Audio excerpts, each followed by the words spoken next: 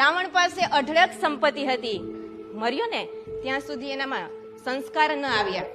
એનામાં સ્વીકારવાની ભાવના નહોતી. હું કહું એ જ હાસુ. આજે ઘણા એવા જણ છે, તમે ગમે એટલું કહો તો એનું ખોટું હોય તો કે ના આ જ હાસુ છે, આ જ વસ્તુ. એ જડતા હતી, અને જડતા હતી તેથી એ ગયો. હા, જડતા ન રાખો. ઘણી વખત કહી છે ને, જેમ જેમ મોટા થાવ તેમ નાના થતા જાવ, જડતા ના રાખો. આજે કાંઈક બે વસ્તુની આપણને ખબર હોય તો કે ઓહો બધી મને ખબર, શબ્દ એ આવે બધી ખબર. શું ખબર છે?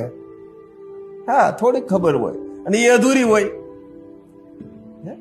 એ જડતા હતી. અને જેમાં આજે જોવો જ છો તમે લૌકિક રીતે તમારા સગા સંબંધીમાં અથવા કોઈ બીજી જે જડતા છે, તમે ખરેખર બોલો છો કે આ સમજે એમ જ નથી, અને ખરેખર સમજે જ નહીં. હા, એ વંશ હોય.